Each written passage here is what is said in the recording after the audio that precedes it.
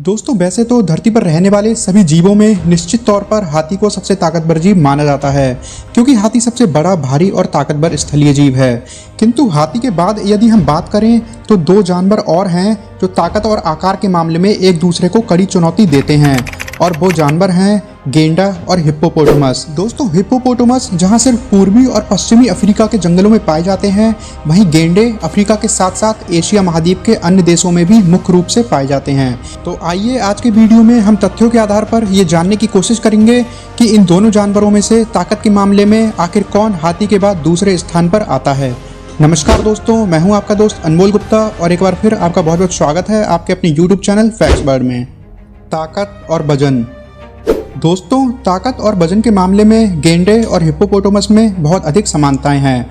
कई मौक़ों पर हिप्पो गेंडे से अधिक भारी निकलते हैं, तो कई बार गेंडे का वजन हिप्पो से कहीं ज़्यादा बैठता है। हालांकि सफ़ेद गेंडा हाथी के बाद दूसरा सबसे बड़ा और भारी जीव माना जाता है।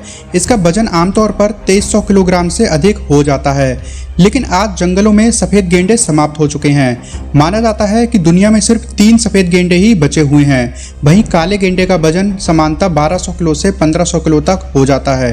इसके उलट हिप्पोपोटामस 1400 किलो से 1800 किलो तक भारी हो सकते हैं। दोस्तों यदि आकार के मामले में बात की जाए तो गेंडा 6 फीट से भी अधिक ऊंचा और 13 फीट तक लंबा हो जाता है।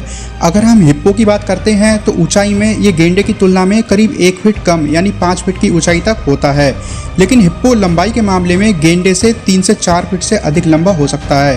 एक हिप्पो की लंबाई 17 फीट से भी ज़्यादा हो जाती है।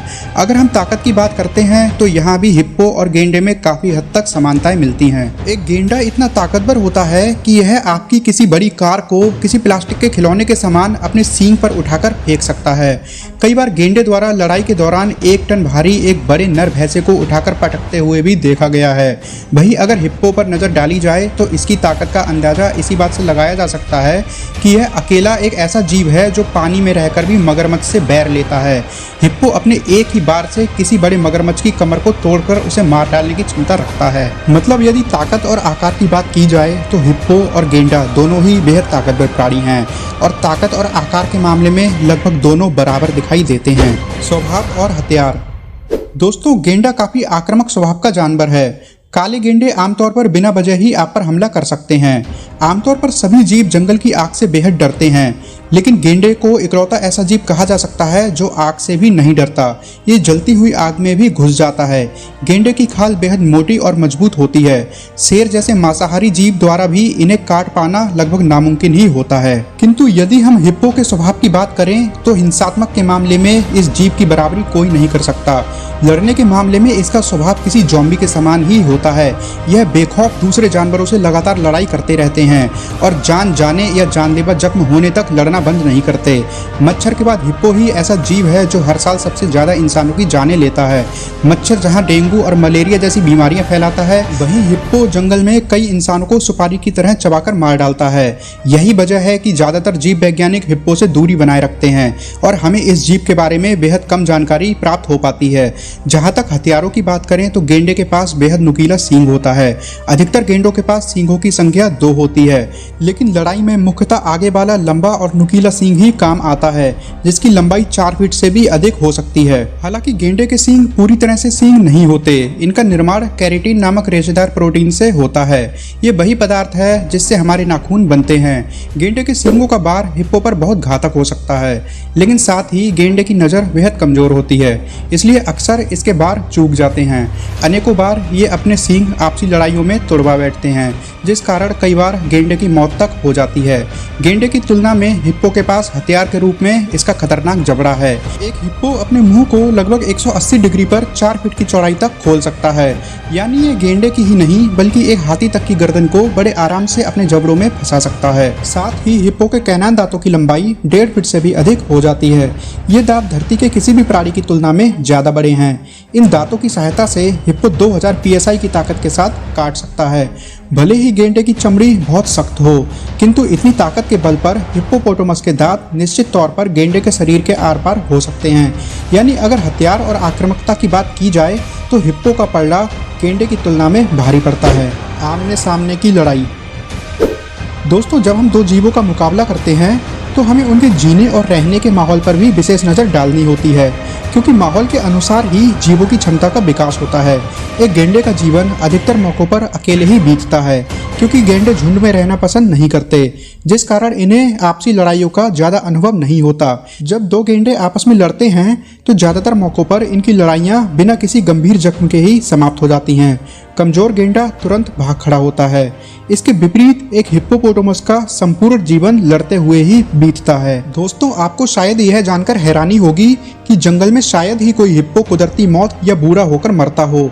लगभग हर हिप्पो की मौत उनकी आपसी लड़ाइयों में ही होती है। हिप्पो आमतौर पर 10 से 15 की संख्या में झुंड बनाकर रहते हैं। झुंड की सारी मादाओं पर हक सबसे ताकतवर हिप्पो का होता है, जिसे अल्फा नर कहते हैं।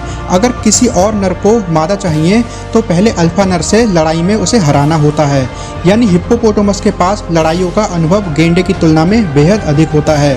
साथ ही इनकी लड़ाइयाँ गेंडों की तरह आसानी से खत्म नहीं होती। अधिकतर मौकों पर लड़ाई का फैसला किसी एक हिप्पो की मौत या जानलेवा जख्म के साथ ही होता है। दोस्तों, गेंडा निश्चित तौर पर बेहद ताकतवर प्राणी है।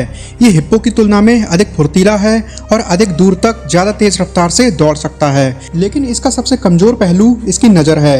गेंडा प्राणी जगत में सबसे कम देख सकने वाले जानवरों में से एक है, जिस वजह से ज़्यादातर चीज़ों की पहचान गेंडा सूंघ कर ही करता है। दोस्तों, अगर गेंडे का सामना किसी हिप्पो से होता है और ये लड़ने का मन बना चुका होता है तो यह अपने 4 फीट नुकीले सींग से बेहद तेज गति से हिप्पो को जानलेवा टक्कर मार सकता है।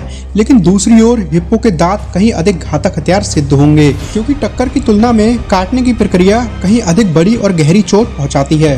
टक्कर की चोट एक गति के साथ ही घातक या जानलेवा सिद्ध हो पाती है, लेकिन जबड़ों द्वारा दांतों की पकड़ किसी वस्तु के चारों ओर लगाई जा सकती है, जिसके लिए किसी गति की कोई विशेष आवश्यकता नहीं पड़ती। साथ ही दांत किसी भी प्रकार के सींगों की तुलना में अधिक नुकीले होते हैं। यानी गेंडे को बेहद तेज दौड़कर एक ठीक निशाने पर पूरी गति के साथ हिप्पो को टक्कर मारनी होगी, तो ही वह यह मुकाबला जीत सकता है। अगर उसका निशाना चूक गया तो उसके बाद पलड़ा निश्चित तौर पर हिप्पो के पक्ष में चला जाएगा। हमें यह बात भी याद रखनी चाहिए कि हिप्पोपोटामस पानी के आसपास ही रहना पसंद करते हैं। ये पानी से ज़्यादा दूर नहीं जाते, यानी बहुत अधिक संभावना है कि किसी गेंडे और हिप्पो का मुकाबला पानी और कीचड़ में ही हो, और ऐसे स्थान पर हिप्पो के लिए ये मुकाबला और भी ज़्यादा आसान हो जाएगा, क्योंकि पानी में रहने और लड़ाई करने के माहौल के अनुसार ही इनका विकास हुआ है। ये बड़ी ही आसानी से 5 से 7 मिनट तक गहरे पानी के अंदर गोता लगा सकता है। अगर हिप्पो ने गेंडे को लड़ते हुए पानी के अंदर खींच लिया तो मुकाबला जल्द ही गेंडे की मौत के साथ समाप्त हो जाएगा।